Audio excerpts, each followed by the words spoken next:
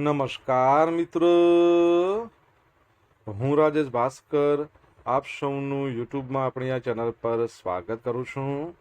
મિત્રો, આજે આપણે તારીખ 9 જુલાઈ 2024ના કેટલાક મોસ્ટ ઇમ્પોર્ટન્ટ કરંટ અફેર અને અગાઉની પરીક્ષામાં પૂછાયેલા કેટલાક ઇમ્પોર્ટન્ટ પ્રશ્નો વિશે ડિટેલમાં ચર્ચા કરીશું, જે આપને આવનારી પરીક્ષા માટે ખૂબ જ ઉપયોગી સાબિત થશે. તો મિત્રો, આપ આ ચર્ચા સાથે જોડાઈ રહેજો અને વિડીયોને પહેલેથી લઈને છેલ્લે સુધી પૂરેપૂરો જોવાનો આગ્રહ રાખજો. તો ચલો મિત્રો, શરૂ કરીએ. શરૂઆત કરતાં પહેલાં જણાવી દઉં કે જો તમારે આપણી આ યુટ્યુબ ચેનલને સબસ્ક્રાઇબ કરવાનું બાકી હોય તો ચેનલને સબસ્ક્રાઇબ કરો, નોટિફિકેશન બેલ આઇકોનને પ્રેસ કરીને, અને જો તમને આ વિડીયો પસંદ આવે તો વિડીયોને લાઇક કરજો, પરંતુ વિડીયોને શેર કરવાનું ના ભૂલતા. તમારા જેટલા પણ મિત્રો જેઓ કોમ્પિટિટિવ એક્ઝામની તૈયારી કરી રહ્યા છે એ બધા મિત્રો જોડે આ વિડીયોની લિંકને અત્યારે જ શેર કરો, તમે જે તે સોશિયલ મીડિયા એપ્લિકેશન વાપરતા હો એમાં. ચલો તો શરૂઆત કરીએ. સૌપ્રથમ જોઈશું અગાઉની પરીક્ષામાં પૂછાયેલા સામાન્ય વિજ્ઞાનના પ્રશ્નો, જેના જવાબો તમારે કમેન્ટ બોક્સમાં લખીને જણાવવાના છે. વિડીયોના લાસ્ટમાં જ્યારે હું તમને આ દરેક પ્રશ્નના જવાબ જણાવું ત્યારે તમારે ચેક કરવાનું છે કે તમે આપેલા પ્રશ્નો જવાબમાંથી કેટલા પ્રશ્નો જવાબ સાચા છે, અને જેટલા પણ પ્રશ્નો જવાબ સાચા હોય એનો આંકડો કમેન્ટમાં લખવાનો અને જણાવવાનું કે 10માંથી કેટલા સાચા છે.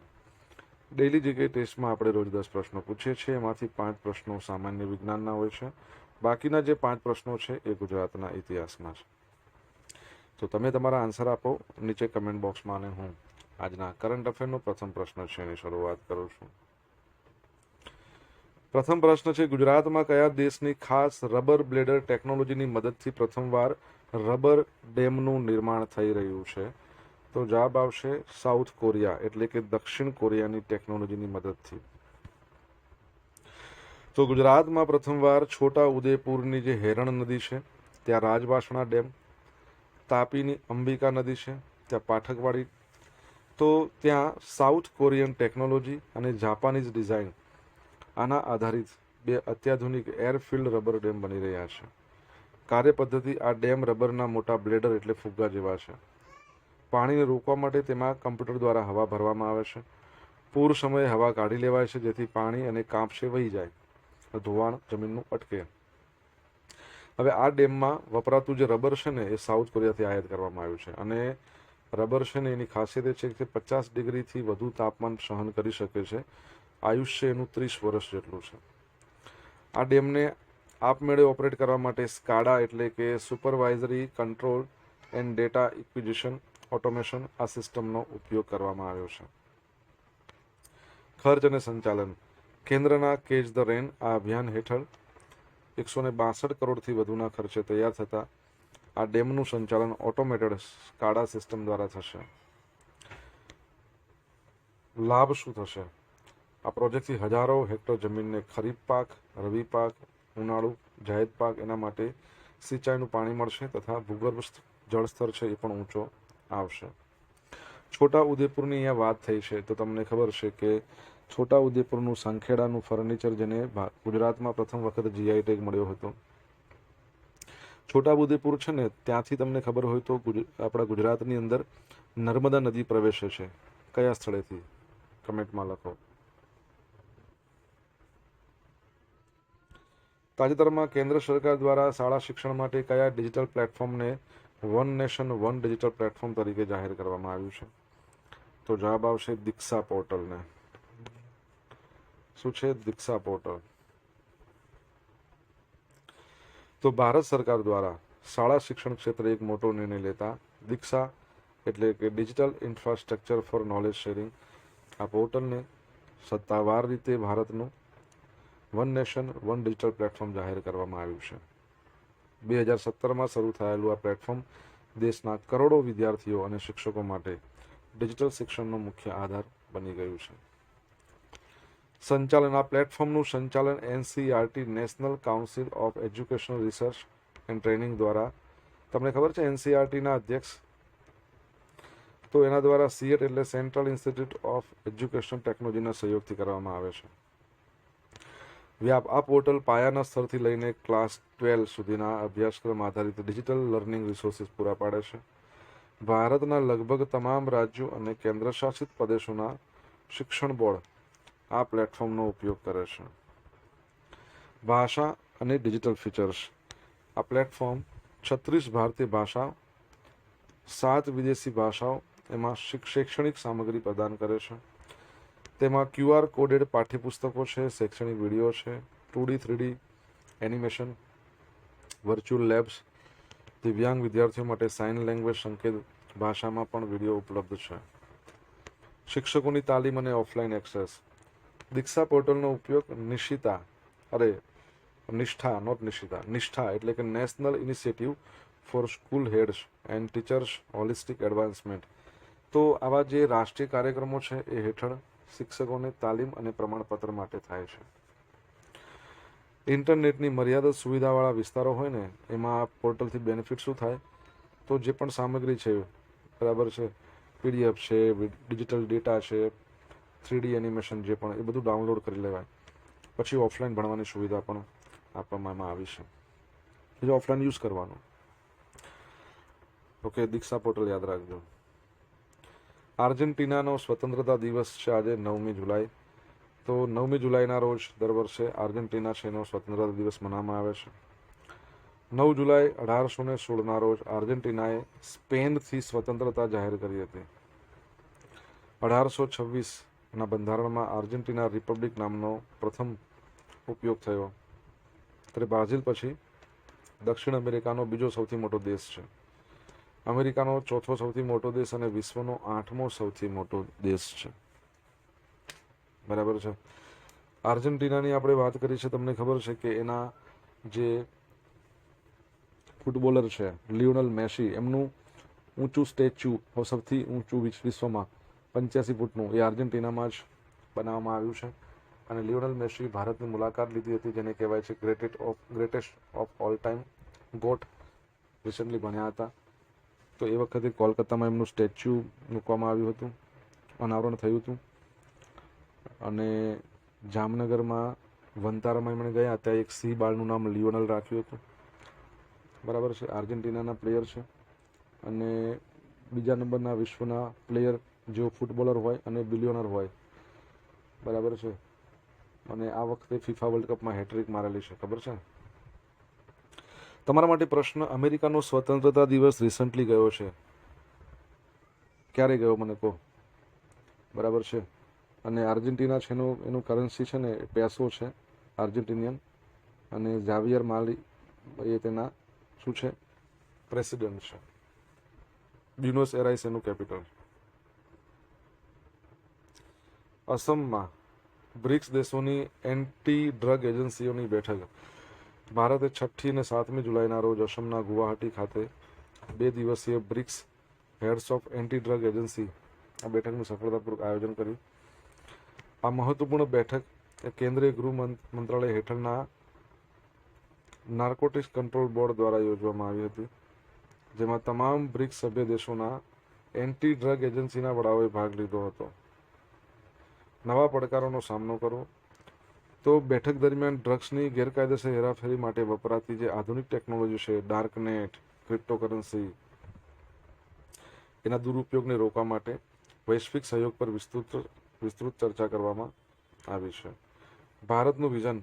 હવે આ વૈશ્વિક મંચ પર ભારતે ડ્રગ્સ નિયંત્રણ અને સપ્લાય ચેનને તોડવા માટે પોતાનું આગામી વર્ષ 2026થી 29નું નવું વિઝન ડોક્યુમેન્ટ રજૂ કર્યું છે. બ્રિક્સ વિશે તમને ખબર જ છે. Brazil, Russia, India, China, south Africa, આના સિવાય Iran, Ethiopia, Egypt, UAE, Saudi Arabia અને છેલ્લે ઇન્ડોનેશિયા, આટલા એના સભ્ય દેશો છે. બ્રિક્સ છે એની સૌપ્રથમ અનઓફિશિયલ બેઠક યોજાઈ હતી 2006માં.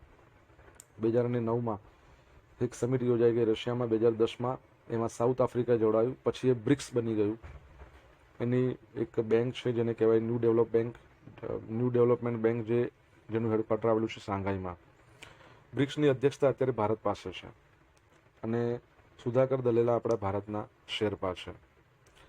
રિસન્ટલી તમને ખ્યાલ હોય તો આપણે ભણ્યા હતા કે ઓડિશાનું જે પુરી છે જે ડિઝાસ્ટર રિસ્ક રિડક્શનની બેઠક યોજાઈ ગઈ. ગુરુગ્રામ હરિયાણામાં ઉર્જા મંત્રીઓની બેઠક યોજાઈ ગઈ. આ ઉપરાંત નેશનલ સિક્યુરિટી એડવાઇઝર આપણા જે છે અજીત ડોભાલ એમની અધ્યક્ષતામાં બેઠક યોજાઈ ગઈ દિલ્હીમાં. બરાબર. સિનિયર ઓફિશિયલ્સ છે એમની બેઠક ગાંધીનગરમાં યોજાઈ ગઈ. મને કોઈ કૃષિ મંત્રીઓની બેઠક ક્યાં યોજાઈ?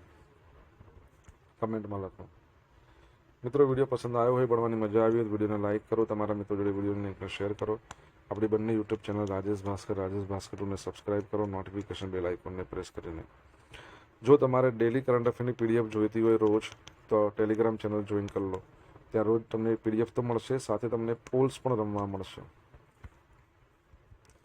ભારત અને ઇન્ડોનેશિયામાં સંયુક્ત રીતે કયા મહત્વના વ્યૂહાત્મક ઊંડા સમુદ્રના બંદર ડીપ સી પોર્ટનો વિકાસ કરવા માટે સંમત થયા છે? તો સબાંગ બંદર. 7મી જુલાઈના રોજ જાકાર્તા ખાતે વડાપ્રધાન નરેન્દ્ર મોદી અને ઇન્ડોનેશિયાના રાષ્ટ્રપતિ પ્રબાવો સુબિયાન્તો વચ્ચે યોજાઈ હતી ઉચ્ચસ્તરીય બેઠક. એમાં બંને દેશોએ વ્યૂહાત્મક ભાગીદારીને મજબૂત કરતા આશરે 1 ડઝન એટલે 12 જેટલા મહત્વના કરારો પર હસ્તાક્ષર કર્યા. સંરક્ષણ ક્ષેત્રે મોટી સિદ્ધિ. તો ઇન્ડોનેશિયા ભારત પાસેથી બ્રહ્મોસ મિસાઇલની 2 બેટરી. જો બ્રહ્મોસ મિસાઇલની 2 બેટરી એટલે આપણે જે નોર્મલ બેટરી આવે એની વાત નથી. અહીંયા સંરક્ષણના સંદર્ભમાં બ્રહ્મોસ મિસાઇલના સંદર્ભમાં આપણે જોઈશું તો આખું બ્રહ્મોસ મિસાઇલને ઓપરેટ કરવા માટેનું બધું યુનિટ આવી જાય, જેમાં ટ્રક્સ પણ આવી જાય, બ્રહ્મોસ મિસાઇલ પણ આવી જાય, એને ઓપરેટ કરવાના સાધનો બધું આવી જાય. મોબાઈલ લોન્ચર, રડાર સિસ્ટમ આ બધું ખરીદશે. આ ઉપરાંત ડીઆરડીઓ દ્વારા વિકસિત ભારતની સ્વદેશી અસ્ત્ર જે એર ટુ એર મિસાઇલ છે, તો એ પણ એનો પ્રથમ વિદેશી નિકાસ ઓર્ડર છે. 100 કિલોમીટર દૂર દુશ્મનના વિમાનને તોડી નાખે છે. ડીઆરડીઓના અધ્યક્ષ નવા આવ્યા, ખબર છે ને તમને? આપણા સંરક્ષણ મંત્રી છે, વચગાળાના બન્યા છે, રાજેશ કુમાર સિંઘ. હવે સબાંગ બંદરનો વિકાસ. બંને દેશોના મલક્કાની સમુદ્રધુની સ્ટ્રેટ ઓફ મલક્કા એના પ્રવેશદ્વાર પર આવેલા વ્યૂહાત્મક સબાંગ ઊંડા સમુદ્રના બંદર છે એનો સંયુક્ત વિકાસ કરશે. આ બંદર ભારતની ગ્રેટ નિકોબાર પરિયોજનાથી માત્ર 100 નોટિકલ માઇલ દૂર છે. નોટિકલ માઇલ, 1 નોટિકલ માઇલ બરાબર 1.852 કિલોમીટર થાય, યાદ રાખજો. 1 માઇલ બરાબર 1.60 કિલોમીટર થાય. આ ઉપરાંત જે મિનરલ્સ છે, મહત્વના ખનિજો, એમાં પણ ભાગીદારી. વિશ્વનો 21% નિકલનો ભંડાર છે ઇન્ડોનેશિયામાં. Bharat nickel, bauxite, steel processing પ્રોજેક્ટમાં રોકાણ કરશે. આ માટે steel authority of India SAIL ઇન્ડોનેશિયાની કંપની સાથે પ્લાન્ટ સ્થાપશે. યુપીઆઈ અને QRS જોડાણ. ભારતનું યુપીઆઈ હવે ઇન્ડોનેશિયાની QRIS પેમેન્ટ સિસ્ટમ સાથે જોડાશે, જેથી બંને દેશોના નાગરિકો સ્થાનિક ચલણમાં સરળતાથી ડિજિટલ પેમેન્ટ કરી શકશે. પછી ચૂંટણી, સ્પેસ અને કલ્ચર. ભારત ઇન્ડોનેશિયાને તેની ભૌગોલિક સ્થિતિ મુજબ ઈવીએમ, જો યુપીઆઈ પરથી યાદ રાખજો, 10મા નંબરનો દેશ બન્યો છે યુપીઆઈને અપનાવવાવાળો. કયો આપણે છેલ્લે ભણ્યા હતા? 9મા નંબરનો કંબોડિયા બન્યો હતો, બરાબર છે. 10મા નંબરનો તમને યાદ હોય તો કમેન્ટમાં લખજો. હવે ઓકે, ભૌગોલિક પરિસ્થિતિ છે ને એ મુજબ ઇલેક્ટ્રોનિક વોટિંગ મશીન વિકસાવવામાં મદદ કરશે. ઇસરો છે ને એ ત્યાં સેટેલાઇટ ટ્રેકિંગ ક્ષમતા વધારશે. અને ભારતીય પુરાતત્વ સર્વેક્ષણ આર્કોલોજીકલ સર્વે ઓફ ઇન્ડિયા ઇન્ડોનેશિયાના પ્રખ્યાત જે મંબાવન મંદિર છે એના સંરક્ષણમાં પણ સહયોગ કરશે. બરાબર. તમને ખબર છે ઇન્ડોનેશિયા દ્વારા આ 7 તારીખના રોજ આપણા વડાપ્રધાન નરેન્દ્ર મોદીને તેનો સર્વોચ્ચ નાગરિક સન્માન આપ્યો છે. એનું નામ તમારે જણાવવાનું છે. તાજેતરમાં જૂન 2026માં નીતિ આયોગ દ્વારા ટ્રેક વોચ ક્વાર્ટરલી અહેવાલની કેટલામી આવૃત્તિ બહાર પાડવામાં આવી? 8મી આવૃત્તિ. તો 8મી નંબરની આવૃત્તિ બહાર પાડી છે. આ અહેવાલમાં નાણાકીય વર્ષ 2025-26ના ચોથા ક્વાર્ટરમાં જે વેપારના પ્રવાહની વિગત આપવામાં આવી છે. વેપારમાં વૃદ્ધિ. જાન્યુઆરીથી માર્ચ 2026 દરમિયાન ભારતનો કુલ વેપાર વસ્તુઓ અને સેવાઓ એમાં વાર્ષિક ધોરણે 5.4% દરે વધીને $1.84 ટ્રિલિયન પર પહોંચ્યો છે. સેવાઓની નિકાસમાં 9.0નો મજબૂત ઉછાળો આવ્યો છે. Global ranking. ભારત છે ને 2025માં વૈશ્વિક સ્તરે સેવાઓની નિકાસ કરનારો દુનિયાનો 8મો દેશ રહ્યો છે. ખાસ ફોકસ દવા ક્ષેત્ર. આ અહેવાલમાં ભારતની વૈશ્વિક સ્પર્ધાત્મકતા અને આરોગ્ય સુરક્ષા વધારવા માટે ફાર્માસ્યુટિકલ આ ક્ષેત્ર પર વિશેષ ધ્યાન કેન્દ્રિત કરવામાં આવ્યું છે. અને પડકાર શું છે તો પશ્ચિમ એશિયા, એમાં જે સંકટ હોર્મુઝની ખાડી, એના કારણે વેપારમાં મુશ્કેલીઓ આવી શકે છે. તેથી આયાત નિકાસના બજારની વિવિધતા લાવવા પર ભાર મૂકવામાં આવ્યો છે. નીતિ આયોગની વાત કરીએ, national institution for transforming India, 1 જાન્યુઆરી 2015 એની સ્થાપના. એના અધ્યક્ષ હંમેશા વડાપ્રધાન હોય, હાલમાં શ્રી નરેન્દ્ર મોદી છે. ઉપાધ્યક્ષનું નામ તમારે કહેવાનું છે. અને નિધિ છિબ્બર એના વચગાળાના સીઈઓ છે. એમાં 7 પૂર્ણ સમયના સભ્યો નીતિ આયોગમાં: Rajiv Gauba, K V Raju, Govardhan Das, Abhay Karandikar, M Srinivas, Balasubramaniam. Okay. Bridgeman of India, Girish ભારદ્વાજનું નિધન. પદ્મશ્રી પુરસ્કાર વિજેતા, બ્રિજમેન ઓફ ઇન્ડિયા તરીકે જાણીતા ગિરીશ ભારદ્વાજનું 76 વર્ષની વયે કર્ણાટકના દક્ષિણ કન્નડ જિલ્લાના શુલિયામાં હૃદયની બીમારીને કારણે નિધન થયું છે. તેઓ મિકેનિકલ એન્જિનિયર હતા. 3 દાયકાથી વધુ સમય સુધી એમણે ગ્રામીણ વિસ્તારોમાં ઓછા ખર્ચે સસ્પેન્શન બ્રિજ બનાવવાનું અપ્રિતમીય કાર્ય કર્યું. 3 દાયકા, 30 વર્ષ સુધી. પણ એમણે કામ મુખ્યત્વે ક્યાં કર્યું છે? કર્ણાટક, કેરળ, તેલંગાણા અને ઓડિશા, એના અંતરિયાળ ગામડાઓમાં 140થી વધુ પુલ બનાવ્યા છે. જેમણે ગ્રામીણ વસાહતોને શાળાઓ, હોસ્પિટલો અને બજાર સાથે જોડ્યા છે. એમનો પ્રથમ બ્રિજ હતો 1989માં દક્ષિણ કન્નડના આરામપુર, એમાં પયસ્વિની નદી છે, બરાબર. તો એ નદી પર બનાવવામાં આવ્યો હતો. રિસન્ટલી તમને ખ્યાલ હોય, આપણે ભણ્યા હતા, પંડવાણી અથવા તો પાંડવાણીના ગાયિકા હતા, બરાબર છે, જેમનું અવસાન થયું છે. નામ શું હતું? સોશિયલ મીડિયાના માધ્યમથી મારી સાથે કનેક્ટ રહી શકો છો. ઇન્સ્ટા આઈડી છે rajesh.i.bhaskar, બરાબર છે. અને ફેસબુક આઈડી છે RI ભાસ્કર. ટેલિગ્રામ ચેનલ છે રાજેશ ભાસ્કર, જ્યાં તમને ડેલી કરંટ અફેરની PDF જોવા મળશે અને પોલ્સ પણ રમવા મળશે. જો ભણવાની મજા આવી હોય તો વિડીયોને લાઇક કરો, તમારા મિત્રો જોડે વિડીયોની લિંકને શેર કરો, ચેનલ સબસ્ક્રાઇબ કરો, અને બાકી તો સબસ્ક્રાઇબ કરો નોટિફિકેશન બેલ આઇકોનને પ્રેસ કરીને.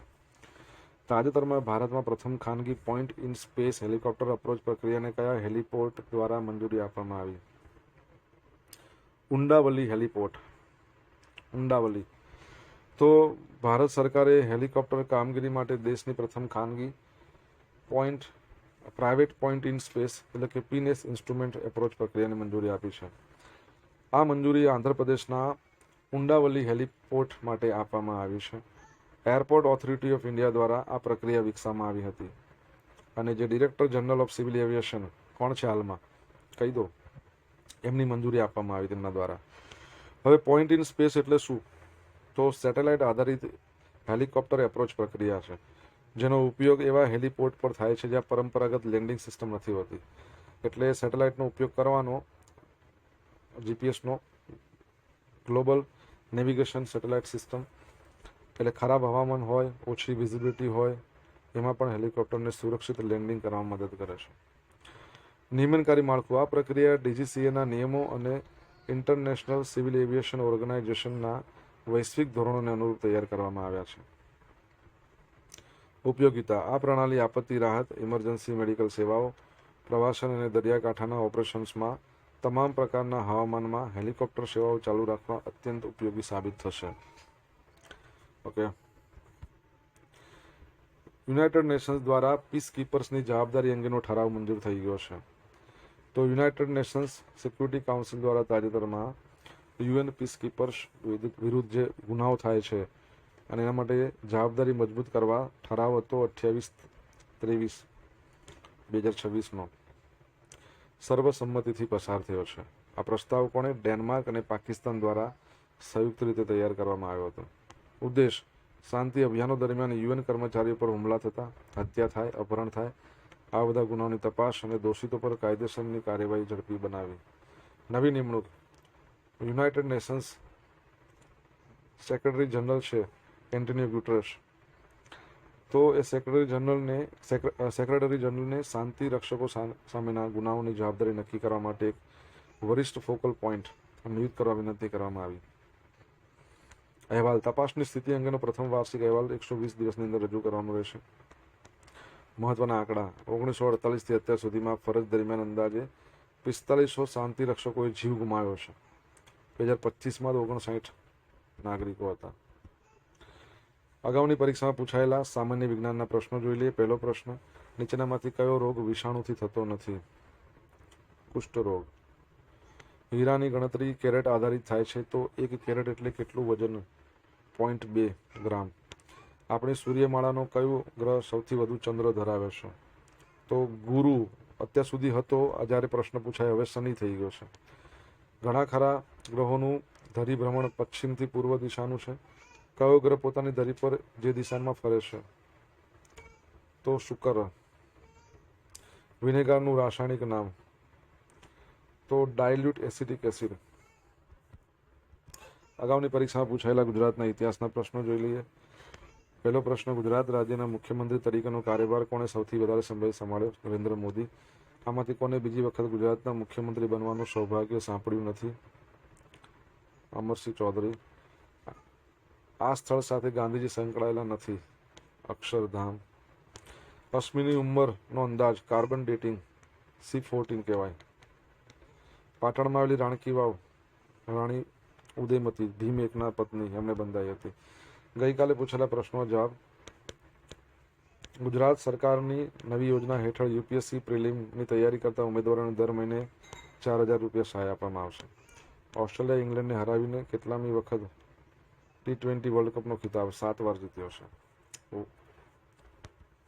આજે પૂછેલા પ્રશ્નનો જવાબ જોઈ લઈએ.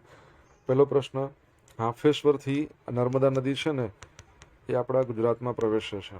સેકન્ડ પ્રશ્ન, NCERTના ચેરમેનનું નામ દિનેશ પ્રસાદ સકલાણી. ત્રીજો પ્રશ્ન, અમેરિકાનો સ્વતંત્રતા દિવસ 4 જુલાઈ. ચોથો પ્રશ્ન, બ્રિક્સમાં કૃષિ મંત્રીઓની બેઠક રિસન્ટલી ઇન્દોર યોજાઈ. પાંચમો પ્રશ્ન, ઇન્ડોનેશિયા દ્વારા વડાપ્રધાન નરેન્દ્ર મોદીને જે પુરસ્કાર આપ્યો છે એ બિન્તાંગ આદિપૂર્ણ. છઠ્ઠા નંબરનો પ્રશ્ન, નીતિ આયોગના વાઇસ ચેરમેન અથવા ઉપાધ્યક્ષ અશોક કુમાર લાહિરી. લખાતું નથી, અશોક કુમાર લાહિરી. સાતમા નંબરનો પ્રશ્ન, પાંડવાણી ગાયિકા હતા તીજનબાઈ, એમનું નિધન થયું. આઠમા નંબરનો પ્રશ્ન, director general of civil aviation Vir Vikram Yadav. હવે જોઈશું ગઈકાલના કરંટ અફેરમાંથી પૂછેલા કેટલાક ઇમ્પોર્ટન્ટ પ્રશ્નો, જેના જવાબો તમારે કમેન્ટમાં લખીને જણાવવાના છે. પહેલો પ્રશ્ન, IIT ગાંધીનગર ખાતે સેમિકન્ડક્ટર કૌશલ્ય વિકાસ માટે શરૂ કરાયેલ પ્રોજેક્ટ સમર્થનું પૂરું નામ? જુલાઈ 2026માં PM નરેન્દ્ર મોદીને કયા દેશનું સર્વોચ્ચ નાગરિક સન્માન બિન્તાંગ આદિપૂર્ણ? આ તો મેં તમને અત્યારે જ કીધું, જવાબ આવડે તો કમેન્ટમાં લખજો. આ હતા આજના દિવસના કેટલાક મોસ્ટ ઇમ્પોર્ટન્ટ કરંટ અફેર અને અગાઉની પરીક્ષામાં પૂછાયેલા ઇમ્પોર્ટન્ટ પ્રશ્નોના જવાબોની સાથે. આશા રાખું બધાને ભણવાની મજા આવી હશે. મજા આવી તો વિડીયોને લાઇક કરો, તમારા મિત્રો જોડે વિડીયોની અંગને શેર કરો. આપણી બંને યુટ્યુબ ચેનલ રાજેશ ભાસ્કર 2ને સબસ્ક્રાઇબ કરો, નોટિફિકેશન બેલ આઇકોનને પ્રેસ કરીને. તો મિત્રો thank you so much for watching this video. Have a nice day. Jai Hind, જય ભારત, જય જય ગરવી ગુજરાત.